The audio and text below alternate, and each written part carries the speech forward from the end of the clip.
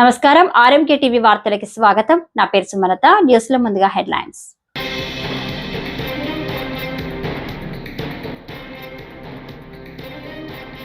ఆంధ్రప్రదేశ్ అభివృద్ధికి YCP అడ్డుపడుతుంది. Rammohan Naidu.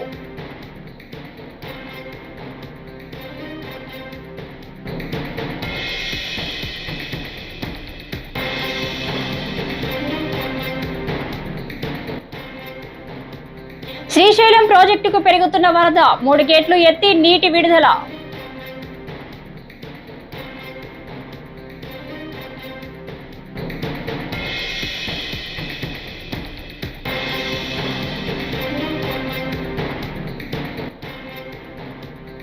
YS Jagan నిర్మించిన వైద్య కళాశాలలను చూపించడానికి సిద్ధం. మాజీ మంత్రి ఆర్కే రోజా సవాల్.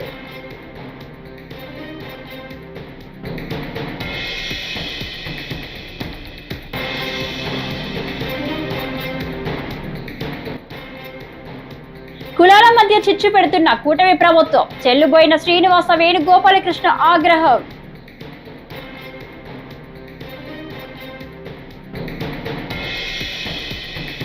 ఇక డీటెయిల్స్ వస్తే, భోగపురం ఎయిర్పోర్టు నిర్మాణం శరవేగంగా జరుగుతుందని కేంద్ర మంత్రిగా తాను స్వయంగా పర్యవేక్షిస్తున్నట్లు కింజారపు రామ్మోహన్ నాయుడు తెలిపారు. ఇప్పటి వరకు మొత్తం 86% ఎయిర్పోర్టు నిర్మాణ పనులు పూర్తయినట్లు పేర్కొన్నారు. రన్వే, ఎర్త్ వర్క్, టాక్సీ స్టాండ్ల పనులు ఇప్పటికే పూర్తయినట్లు చెప్పారు. టెర్మినల్, ఏటీసీ, బిల్డింగ్స్, కనెక్టింగ్ రోడ్ల పనులు త్వరలో పూర్తవుతాయని కేంద్ర మంత్రి స్పష్టం చేశారు. ఖచ్చితంగా వాళ్ళందరికీ కూడా కాస్త ఈజీగా ఇక్కడికి రావడానికి అవకాశం ఉంటుంది. దాని మీద దృష్టి పెట్టాం. కానీ ఇందులో లాంగ్ టర్మ్ ప్లానింగ్ కూడా ఉంది. లాంగ్ టర్మ్ లో 2 ప్లాన్స్ ఏంటంటే, ఒకటి ఆల్రెడీ ఏదైతే ఎగ్జిస్టింగ్ రోడ్డు లేకపోతే ఎలివేటెడ్ కారిడార్ ని ఒకటి తయారు చేయాలని చంద్రబాబు నాయుడు గారు ఢిల్లీ వచ్చినప్పుడు కేంద్ర మంత్రి గడ్కరీ గారు అలాగే urban affairs minister Manohar Lal Khattar గారు ఇద్దరితో కూడా మాట్లాడి ఒక ఎలివేటెడ్ రోడ్డుని ఉన్న హైవే మీద ఏర్పాటు చేయాలనేది ఒక డిసైడ్ చేయడం జరిగింది. అది కేంద్ర ప్రభుత్వం దగ్గర ఉన్నటువంటి అంశం. అది దాని మీద కూడా ఒత్తిడి తీసుకొని వచ్చి అది వీలైనంత త్వరగా అది గ్రౌండ్ చేయాలని చంద్రబాబు నాయుడు గారు కానీ మేమందరం కూడా కృషి అయితే చేయడం జరుగుతుంది. లాంగ్ టర్మ్ ప్లానింగ్ లో ఎలివేటెడ్ రోడ్ విత్ మెట్రో కానీ వస్తే విశాఖ స్ట్రెచ్ అంతా కూడా ఈ పాయింట్ వరకు రావడానికి వాళ్ళ ఎడిషనల్ ఆప్షన్ అదొకటి ఉంటుంది. దానితో పాటు ఇంకోటి బీచ్ కారిడార్ కూడా. బీచ్ కారిడార్ అనేది ఎప్పటి నుంచో చంద్రబాబు నాయుడు గారు ఉత్తరాంధ్ర డెవలప్మెంట్ ప్లాన్ లో ఒక విజనరీ ఒక ఆప్షన్ కింద అది ఆయన పెట్టడం జరిగింది. గత ప్రభుత్వంలో అలైన్మెంట్ వాళ్ళకి నచ్చినట్టు ఇష్టం వచ్చినట్టు క్రియేట్ చేసి అసలు ఎందుకు పెడుతున్నామో ఆ మోటివ్ తీసి వాళ్ళు వ్యక్తిగత ప్రయోజనాల కోసం ఆ రోజు ఆ బీచ్ రోడ్డు తాలూకు అలైన్మెంట్ను కూడా వాడుకున్నారు. ఇప్పుడు మళ్ళీ దాన్ని డిపిఆర్ వేయడం,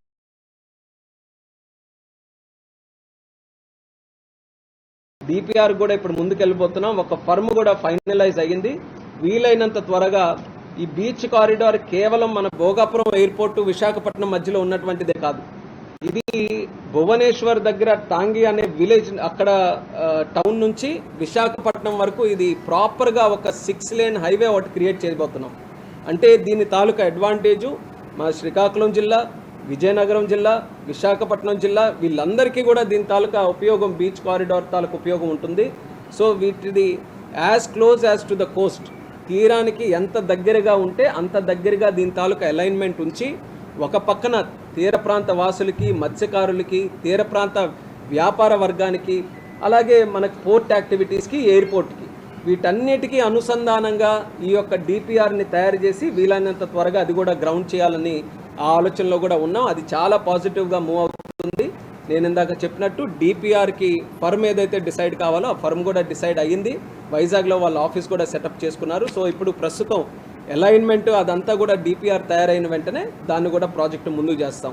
so beach corridor, elevated corridor with metro, అలాగే ఈ 7 పాయింట్స్ ఇవన్నీ కూడా అయితే ఎయిర్పోర్ట్కి ఎవరైతే రావాలని అనుకుంటున్నారో వాళ్ళకి ఎటువంటి ఇబ్బంది లేకుండా 3 జిల్లాల నుంచి ఎయిర్పోర్ట్ వినియోగించుకునే అవకాశం వస్తుంది. యాక్చువల్గా మనం భోగాపురంలో పెట్టడానికి కూడా ప్రధానమైనటువంటి కారణం ఉత్తరాంధ్ర అంతటికి కూడా ఈ యొక్క ఎయిర్పోర్టు ఒక ఆయువు పట్టులాగా ఉండాలనే ఆలోచనతో మన శ్రీకాకుళం జిల్లాకి, విజయనగరంకి, విశాఖపట్నంకి సెంటర్లో ఉన్నటువంటి ఏరియా, అలాంటి ఏరియాని ఈరోజు సెలెక్ట్ చేసుకొని చేశాం. మీకు ఈరోజు అవకాశం లేదు కాబట్టి లోపలికి రన్వే దగ్గరికి రాలేకపోయారు. కానీ మీరు రన్వే దగ్గర నిల్చొని 4 పక్కలు కూడా చూస్తే నాకు తెలిసి మన దేశంలో ఇంత అందమైనటువంటి ఎయిర్పోర్ట్ మరి ఎక్కడ కూడా ఉండదు. నాకు గత 14 నెలల్లో రాష్ట్రంలో దేశంలో ఉన్న అనేకమైనటువంటి ఎయిర్పోర్ట్లు తిరిగాను, లోపల బయట అన్నీ కూడా చూశాను. కానీ ఇంత ఆహ్లాదకరమైనటువంటి ఒక అందమైనటువంటి ఎయిర్పోర్ట్ మనకి బీచ్ పక్కనే ఇంత చక్కగా రావడం అనేది నిజంగా ఒక పక్కన జిఎంఆర్ సంస్థ వాళ్ళు కూడా మంచి డిజైన్తో దీన్ని ప్రెస్టీజియస్గా తీసుకొని, జిఎంఆర్ గారు కూడా ఈ ప్రాంతం నుంచే రావడం, ఆయన కూడా ఒక ప్రెస్టీజ్గా తీసుకొని ఒక ఎయిర్పోర్ట్ చేయడం జరుగుతుంది. అలాగే మన స్టేట్ డెవలప్మెంట్ ప్లాన్లో కూడా ఎయిర్పోర్ట్స్ని ఒక కీలకమైనటువంటి లాజిస్టిక్ ప్లాన్లో ఒక అంశంగా తీసుకొని మనం ముందుకెళ్తున్నాం. సో అన్నీ అలైన్ అవుతూ ఖచ్చితంగా జూన్ నాటికల్లా ఇక్కడ ఆపరేషన్స్ మొదలు పెట్టాలనేది ఒక ఐడియాతో ముందుకెళ్తున్నాం. అలాగే ఇక్కడ స్థానికంగా కూడా కొంతమంది వ్యక్తులు చిన్న చిన్న రిప్రజెంటేషన్స్ ఇచ్చి చిన్న చిన్న సమస్యలు మా దృష్టికి తీసుకొని రావడం జరిగింది. యాక్సెస్ రోడ్డు తాలూకా సర్వీస్ రోడ్డు కానీ, డ్రైన్స్ తాలూకా సిస్టమ్ కానీ, లేకపోతే ఇతరత్ర ఏవైతే చిన్న చిన్న సమస్యలు ఉన్నాయో ఆల్రెడీ ఇక్కడ ఎలక్టెడ్ రిప్రజెంటేటివ్స్ ఎంపీ గారు కావచ్చు, ఎమ్మెల్యే గారు,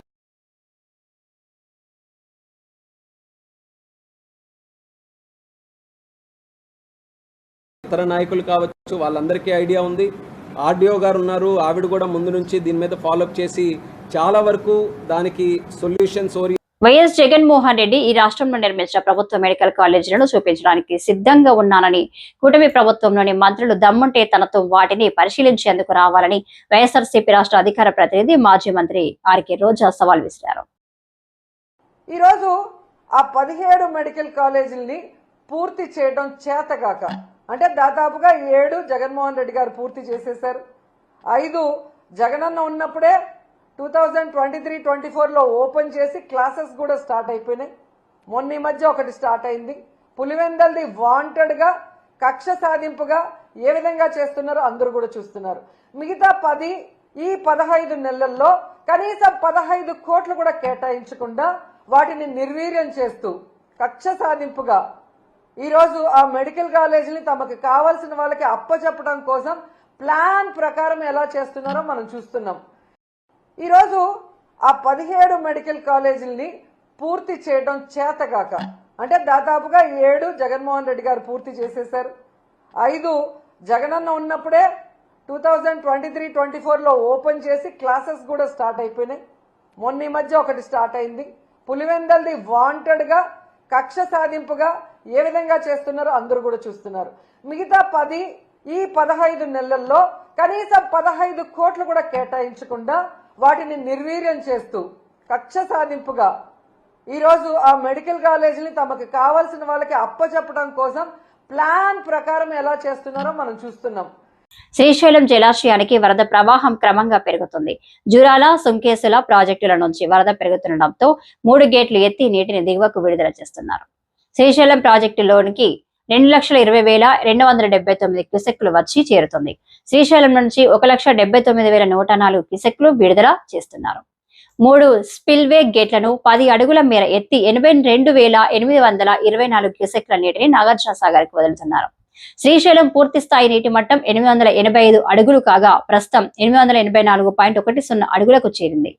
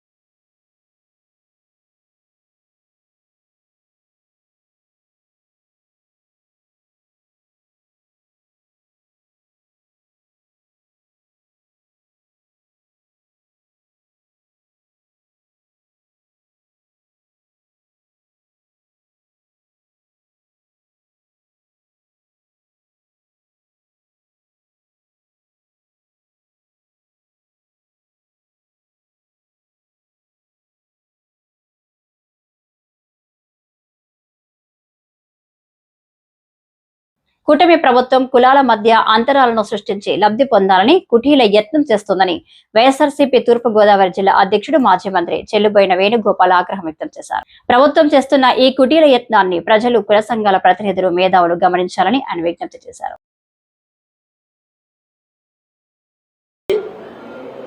ఆ కులాల్లో ఉన్నటువంటి మేధావులకి ఈ కులాల గురించి నిత్యం తప్పించి ఆలోచించేటువంటి ఉన్నత ఆశయాలు కలిగినటువంటి ప్రజలకి వివరించాలని ఈ సమావేశాన్ని నిర్వహిస్తున్నాం. ప్రధానంగా ప్రభుత్వం ఈ మధ్యకాలంలో చంద్రబాబు నాయుడు గారు ముఖ్యమంత్రిగా ప్రమాణ స్వీకారం చేసి 15 నెలలు అయింది. ఈ మధ్య ఒక మాస కాలంగా, ఒక నెల కాలంగా తూర్పుగోదావరి జిల్లాలో ఒక రచ్చకి లేకపోతే సెట్టిబలి సామాజిక వర్గంలో ఒక అంతర్మదనమా లేదా ఆందోళన కలిగించేటట్టుగా ఈ సోషల్ మీడియాలో పలు ప్రచారాలకి దారితీసింది. ఏమిటి అని అంటే, సెట్టిబలి సామాజిక వర్గాన్ని సెట్టిబలి సామాజిక వర్గానికి సర్టిఫికెట్లు ఇష్యూ చేసే సమయంలో గౌడగా ముందు పేరు చూపించి గౌడ బ్రాకెట్లో సెట్టిబలి, గౌడ బ్రాకెట్లో శ్రీశైన, గౌడ బ్రాకెట్లో ఈడిగా, గౌడ బ్రాకెట్లో యాత, సిగిడి అట్లాంటి ఒక కొత్త అంశాన్ని తెర మీదకి తీసుకొచ్చారు. అదే సందర్భంలో మంత్రులు కొంతమంది ప్రకటనలు చేస్తూ ఏమన్నారంటే, ఇది టెక్నికల్ మిస్టేక్ అని ముందుగా అన్నారు. మరొకసారి రిపీట్ చేస్తున్నాను, టెక్నికల్ మిస్టేక్, ఇది తొందరలో పరిష్కారం అవుతుందన్నారు. దాని వరకు ప్రాబ్లం కాదు. రెండో సందర్భంలో ఇది సోషల్ వెల్ఫేర్ మినిస్టర్తో మాట్లాడతాం, ఇది సమస్య పోద్దన్నారు. దాని వరకు ప్రాబ్లం లేదు. కానీ ఇందులో తెర మీదకి తీసుకొచ్చింది ఏంటంటే, వైఎస్ఆర్ కాంగ్రెస్ పార్టీ ప్రభుత్వం, జగన్మోహన్ రెడ్డి గారి ప్రభుత్వం దీనికో జీవో ఇచ్చిందని, ఆ జీవోని బేస్ చేసుకుని ఇవాళ ప్రభుత్వం అంటే ఎవరైతే సామాజిక వర్గంలో ఈ ఆందోళన వ్యక్తం చేస్తున్నారో ఈ అంశానికి తెరదీశామనేటువంటి మాట వారు చెప్పినప్పుడు నాకు ఆశ్చర్యం వేసింది. నేనేమంటానంటే, ఇక్కడ వారు మాట్లాడేటువంటి సందర్భంలో వాస్తవాలు వీరికి తెలుసా? చంద్రబాబు నాయుడు గారు ముఖ్యమంత్రిగా ఉండగా 1997 వాస్తవాలు మీ ద్వారా ప్రజలందరికీ ఒకసారి క్లారిఫై చేయాలి. ఎవరైతే దీని మీద ఆందోళన చెందుతున్నారో లేదా ఆలోచన చేస్తున్నారో వారికి నష్టం కలుగుతుంది, లేకపోతే వారి యొక్క ఆత్మగౌరవానికి ఇబ్బంది కలుగుతుంది అనేటువంటి ఆలోచనలో ఉన్నారో వారందరికీ ప్రతిపక్షంలో, అంటే నేను బీసీ సంక్షేమ మంత్రిగా చేశాను కాబట్టి నా పేరు కూడా ప్రస్తావించారు కనుక నేను క్లారిఫై చేసేది ఏంటంటే, 1997లో ఒక జీవో వచ్చింది, జీవో నెంబర్ 16. ఆ జీవోలో 15/5/95లో ఒక సామాజిక కార్యకర్తగా సామాజిక స్పృహ కలిగినటువంటి మాజీ సీఎం జగన్ పై మంత్రి నారాయణ విమర్శలు గుప్పించారు. ఆయన అధికారంలో ఉన్నప్పుడు ఒకలా, ఇప్పుడు మరోలా మాట్లాడడం కరెక్ట్ కాదన్నారు. రాజధాని కోసం 30,000 ఎకరాలు కావాలన్న జగన్ ఆ తర్వాత 3 రాజధానులు అంటే 3 ప్రాంతాల్లో ఓట్లు వేస్తారని నాటకం ఆడారని చెప్పారు. ఇలా చేస్తే ప్రజలు 11 సీట్లు కూడా ఇవ్వరు. సజ్జల ఆ పార్టీలో సీనియర్ నేత, ఆయన చెబితే వైసీపీ చెప్పినట్లే కదా అని నారాయణ అన్నారు. ఏదైతే డయారా వచ్చిందో యాక్చువల్గా దాని విషయమై అధికారులు అటు health department, revenue department, municipal department కంబైన్డ్గా వర్క్ చేస్తున్నారు. అయితే ఈరోజు కూడా మార్నింగ్ కూడా 17 కేసులు వచ్చినాయి. నేను యాక్చువల్గా క్యాంప్ ఆఫీస్కి మరియు హాస్పిటల్కి, గవర్నమెంట్ హాస్పిటల్కి కూడా పోయి అందరితో మాట్లాడడం జరిగింది. ప్రతి ఒక్కరితో డిస్కస్ చేశాను. అందరూ స్టెబిలిటీగా ఉంటారు, ఎవరు ఇబ్బంది లేదు. రోజు ట్రీట్ చేసి డిశ్చార్జ్ చేస్తున్నారు. అయితే రూట్ కాజ్ అనేది ఇంకా 100% తెలియలేదు. ఎందుకంటే ల్యాబ్ టెస్టులు పంపించారు హైదరాబాద్కి. 72 అవర్స్ కల్చర్ టెస్ట్ అవి, కొన్ని 48 అవర్స్. రేపు ఈవినింగ్ కొన్ని టెస్ట్ వస్తాయి. లోకల్గా ఇక్కడ టెస్ట్ చేస్తే వాటర్లో ప్రాబ్లం లేదని వచ్చింది. అయితే టూల్స్ టెస్ట్ చేస్తే 55 టూల్స్ టెస్ట్ చేస్తే ఒక 2 టూల్స్లో మాత్రం వేరియేషన్ వచ్చింది అయితే దాని మీద ఫర్దర్గా ఇంకా టెస్ట్ చేయమని చెప్పాం. ఇప్పుడే కలెక్టర్ గారితోనూ, కమిషనర్ గారితోనూ, అటు ఎంపీతో అందరితో కూర్చొని డిస్కస్ చేయడం జరిగింది. ఏదేమైనప్పటికీ తీసుకోవాల్సిన మెజర్స్ అంతా అంటే వాటర్ ఆపేశారు. ఏదైతే మెయిన్ ఓవర్ హెడ్ నుంచి పోయే వాటరు, తర్వాత అందరికీ ప్రతి ఇంటికి క్యాన్ వాటర్ ఇస్తున్నారు మున్సిపాలిటీ వాళ్ళే. ప్రతి ఒక్కరిని అవేర్నెస్ చేస్తారు. ఏ వాటర్ తాగినా వాటర్ కాసి తాగండి.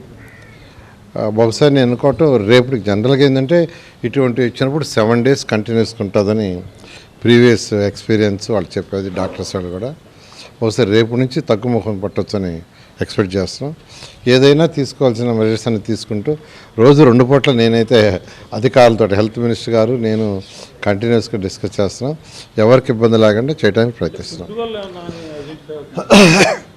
అది ఫుడ్ వల్ల, వాటర్ వల్ల అనేది యాక్చువల్గా మనకు క్లారిటీలో ఇవాళ నేను ప్రతి పేషెంట్ని కలిసి మాట్లాడా. 17 మందిని క్యాంపస్లో కలిసి క్యాంప్ ఎక్కడ వేసారు మాట్లాడాను. అదేవిధంగా గవర్నమెంట్ హాస్పిటల్ 2 వార్డులలో ఉన్న ప్రతి ఒక్కరిని కలిసి మాట్లాడా. ఏం ఫుడ్ తిన్నారంటే కొంతమంది ఫుడ్ ఏమో బయట వినాయక చవితికి తిన్నారు. అయితే ఈ వచ్చిన వాళ్ళల్లో ఫ్యాక్ట్ ఏంటంటే 75% ఇంట్లో ఫుడ్డే తిన్నారు, 75% ఇంట్లో ఫుడ్డే తిన్నారు. అందువల్ల ఫుడ్ వల్ల అనేది కాకపోవచ్చు అని మేము ఇవాళ కన్క్లూజన్కి వచ్చాము. సో వాటర్ దాని మీదే మోర్ కాన్సన్ట్రేషన్ చేసి దాని మీదే చేయడం జరుగుతుంది. రాష్ట్రంలో 17 ప్రభుత్వ మెడికల్ కాలేజీలలో ఆర్థిక ఇబ్బందులు లేకుండా పూర్తి చేసేందుకు సీఎంగా వైఎస్ జగన్ పక్కా ప్రణాళికలు అమలు చేస్తే కూటమి ప్రభుత్వంలో సీఎం చంద్రబాబు వాటిని ముందుకు తీసుకెళ్లకుండా కుట్రతోనే సేఫ్ క్లోజ్ పేరుతో మూసేశారని మాజీ మంత్రి వైఎస్ఆర్సీపీ డాక్టర్స్ వింగ్ అధ్యక్షుడు సిదిరి అప్పలరాజు మండిపడ్డారు. చేస్తున్నటువంటి ప్రయత్నం తదుపరి వాళ్ళ మంత్రులంతా కూడా మీడియా ముందుకు వచ్చి మాట్లాడేటటువంటి విధానం మనం ఒకసారి పరిశీలిస్తే నాకు ఒకటి అనిపించింది. నాకు మొన్ననే వినాయక చవితి అయింది, రేపొద్దున్న దసరా, ఆ తర్వాత పండగ. ఆంధ్రప్రదేశ్లోనే కాదు దేశం మొత్తం మీద కూడా ఏదైనా ఒక పండగ వస్తే మనం రొటీన్గా పేపర్లోనూ టీవీల్లోనూ చూసేటటువంటి ప్రకటనలు ఏంటి? వినాయక చవితి సందర్భంగా మెగా సేల్, దసరా సందర్భంగా మెగా సేల్, ఆఫర్లు 30%, 50%, 90%. మన దగ్గర ఫ్రీ. గవర్నమెంట్ ఆఫ్ ఆంధ్రప్రదేశ్ అయితే ఫ్రీ ఫ్రీ ఫ్రీ. ఆ మాదిరి ఒక పండగ సెలెక్ట్ చేసుకోవడం, ఒక ఆఫర్ ప్రకటించడం, తద్వారా ప్రభుత్వంలో ఉన్నటువంటి సంస్థల్ని ప్రైవేట్ వ్యక్తులు కట్టబెట్టాడు. ఈ మెగా సేల్ చేయడానిక మీకు అధికారం ఇచ్చింది? దేశంలో ఎవరికి కట్టబెట్టని విధంగా మీకు అధికారం ఇచ్చింది? ఈ రాష్ట్రాన్ని అమ్మేయడానిక? మళ్ళీ ఒక్కొక్క మంత్రి వచ్చి మాట్లాడుతున్నారు. నిన్న హోంమంత్రి, ఆ ముందేమో what is that medical and health minister, finance minister, అందరూ కూడా పీపీపీ అనేది చాలా అద్భుతమైనటువంటి విధానం, పీపీపీ మోడల్లో ప్రభుత్వానికి నష్టమేం లేదు, ప్రజలకేమో నష్టమేం లేదు అని దాన్ని సమర్థించుకోవటం. ఈ సమర్థించుకోవడం ఏంటండి నాకు అర్థం కాదు. అంటే మీరు ఇది ఒక ట్రయల్ రన్ కింద మీరు స్టార్ట్ చేస్తున్నారా? మెడికల్ కాలేజీల్ని ప్రైవేట్కి ఇవ్వడం అనేటటువంటి ప్రక్రియ ఓ ట్రయల్ రన్ కింద మీరు టేకప్ చేస్తున్నారా? రాబోయే రోజుల్లో ఇలాంటివి మరిన్ని మనం చూడబోతా ఉన్నామా? ఎడ్యుకేషనల్ ఇన్స్టిట్యూట్స్, స్కూల్స్, మంచి మంచి స్కూల్స్ ఏమని ఉంటే ప్రైవేట్ వాళ్ళకి ఇచ్చేయటం. కొన్ని బ్రహ్మాండమైనటువంటి రెసిడెన్షియల్ స్కూల్స్ ఉన్నాయి, ఏపీఆర్ స్కూల్స్, వాటిని ఇచ్చేస్తారా? ఆల్రెడీ హాస్పిటల్స్ని ఎలాగో ఇచ్చేయడానికి చూస్తున్నారు. టూరిజం డిపార్ట్మెంట్ పూర్తిగా అమ్మకానికి పెట్టేశారు. టూరిజం డిపార్ట్మెంట్లో ఇంకా ప్రభుత్వం ఆధ్వర్యంలో ఏముంది? ఇంకా రుషికొండలో జగన్మోహన్ రెడ్డి గారు కట్టినారు కాబట్టి బిల్డింగ్, దాన్ని కూడా ప్రైవేట్కి ఇచ్చేస్తే గొడవ చేస్తారని ఆగున్నారు, కానీ లేకపోతే అది ఇచ్చేస్తారు మీరు. ఈ రాష్ట్రంలో ఉన్నటువంటి అన్ని టూరిజం ఆఫీసులను కూడా ఆల్రెడీ అమ్మకానికి పెట్టేశారు. ఒక డిపార్ట్మెంట్కి దుకాణం, ఒక డిపార్ట్మెంట్కి తాళం వేశారు. ఇప్పుడు హాస్పిటల్స్ మీద పడ్డారు, మెడికల్ కాలేజ్ మీద పడ్డారు, ఆరోగ్యశ్రీ మీద పడ్డారు. అంటే ఇది ఒక ట్రయల్ రన్. ఇది పీపీపీ మోడల్ టేకప్ చేయడం అనేటటువంటిది ట్రయల్ రన్. ఇంకా రాబోయే రోజుల్లో మరింత ఉధృతంగా, మరింత ముమ్మరంగా ఈ సేల్ అనేటటువంటి కార్యక్రమాన్ని టేకప్ చేయబోతున్నారని చెప్పడానికి మంత్రులు మీడియా ముందుకు వచ్చి దాన్ని సమర్థించుకోవటం సిగ్గు లజ్జ ఉందా ఆ మాట్లాడే మంత్రులకు ఎవరికైనా? అన్ని ప్రైవేట్ వాళ్ళకి ఇచ్చేసేందుకు మీకెందుకు ప్రభుత్వం? మరి మీరు కూడా రిజిగ్నేషన్లు ఇచ్చేసి ఎవరైనా కన్సల్టెంట్లు పెట్టుకోండి. కన్సల్టెంట్లు పెట్టుకోండి, వాళ్ళ డిపార్ట్మెంట్ రన్ చేస్తారు కదా ప్రైవేట్గా. మా హోంమంత్రి వంగలపూడి అనిత గారు ఏం మాట్లాడుతున్నారమ్మా మీరు? ఏం మాట్లాడుతున్నారు మీరు? ఓ దళిత కుటుంబంలో పుట్టి గవర్నమెంట్ టీచర్గా పనిచేసిన మీరు పేదలు, ప్రజలకు చెందాల్సినటువంటి ఆస్తుల్ని, వాళ్ళ హక్కుల్ని, వాళ్ళ ఆత్మాభిమానాన్ని, వాళ్ళ గౌరవాన్ని ఈరోజు చంద్రబాబు నాయుడు గారు పీపీపీ మోడల్లో ప్రైవేట్ వ్యక్తులు కట్టబెడతా ఉంటే నువ్వు వచ్చి సమర్థిస్తూ మాట్లాడతావా? సిగ్గుగా అనిపించడం లేదా? దీనికానికి మంత్రం చేసింది, దీనికానికి ఇన్ని అవకాశాలు ఇచ్చింది ప్రజలు. ఒకసారి ఆలోచించుకోండి. నీ మంత్రి పదవి కాపాడుకోవడానికి నీ తాపత్రయం తప్ప మరొకటి కాదు. మీ పేషీల్లో ఏదో జరుగుతుందని చెప్పి ఈనాడులో వార్తలు రాశారు. బీజేపీ ఎమ్మెల్సీ సోము వీర్రాజు సవాల్ను మాజీ ఎంపీ ఉండవల్లి అరుణ్ కుమార్ స్వీకరించారు. సమయం, ప్లేస్ చెబితే బహిరంగ చర్చకు వస్తానని ఉండవల్లి అరుణ్ కుమార్ అన్నారు. రాజమండ్రి సుబ్రహ్మణ్యం మైదానం లేదా మీడియా సమక్షంలో బహిరంగ చర్చకు సిద్ధమన్నారు. తాను ఆర్ఎస్ఎస్ విధానాలను ఎందుకు వ్యతిరేకిస్తున్నాడో బహిరంగ చర్చలు చెబుతారని, దీనివల్ల ఆర్ఎస్ఎస్ గురించి ప్రజలకు అన్ని విషయాలు తెలుస్తాయన్నారు.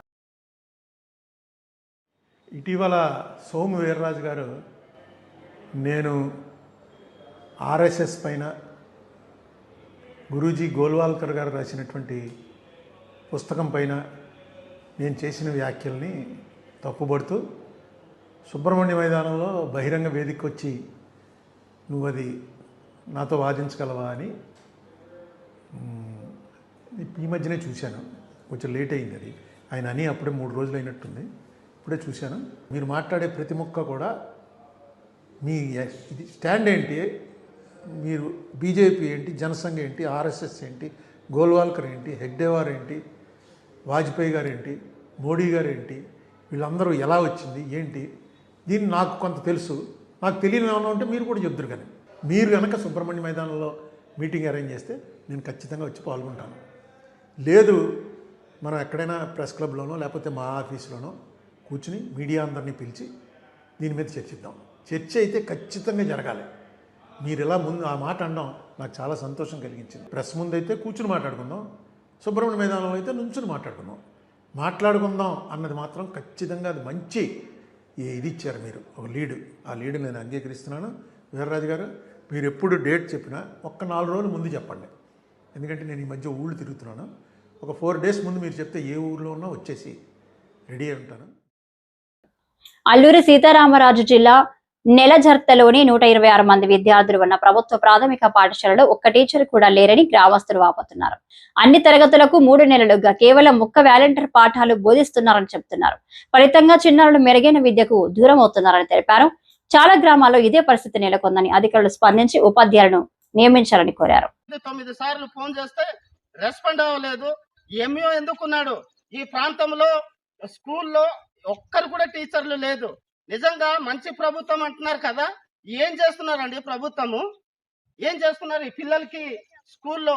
నిజంగా ఈ యొక్క జీకే వీధి మండలంలో చాలా గ్రామాల్లో టీచర్స్ లేరు. ఆ పిల్లల పరిస్థితి ఏంటి? పిల్లలు చదువుకోవాలా లేదా? ఏదైనా అంటే ప్రభుత్వం వాళ్ళు ఏమంటారంటే మీకు అన్ని విధాలుగా ఆదుకుంటామంటున్నారు. ఏం ఆదుకుంటున్నారు మీరు? ఈ రోజు కలెక్టర్ గారికి నేను తెలియజేస్తున్నాను, ఈ పిల్లల జీవితాలతో ఆడుకోద్దండి. దయచేసి విద్య నేర్పమని చెప్తున్నాము, టీచర్లు పంపించమని చెప్తున్నాము. రేపు పొద్దున ఈ పిల్లలు చదువుకోకుండా ఈ ఏజెన్సీ గిరిజన పిల్లలు విద్యా బోధన లేకుండా ఒక రౌడీయో లేకపోతే ఒక స్మగ్లరో లేకపోతే ఒక నక్సలైట్ గా అయితే ఈ రోజు ఇక్కడ సంబంధించినటువంటి అధికారులు దానికి బాధ్యత వహించవలసి వస్తుంది. కనుక దయచేసి తక్షణమే రేపు పొద్దున గాని టీచర్లు ఇక్కడికి రాకపోతే మేము రోడ్ ఎక్కవలసినటువంటి పరిస్థితి ఉంటుంది. ఈ ప్రాంతంలో ఎన్ని స్కూల్కి అయితే టీచర్లు లేదో అన్ని స్కూల్కి వెళ్ళి మేము తాళం వేస్తామని హెచ్చరిస్తున్నాను, గమనించగలరు. ఈ వార్తలు ఇంతటితో సమాప్తం. నమస్కారం.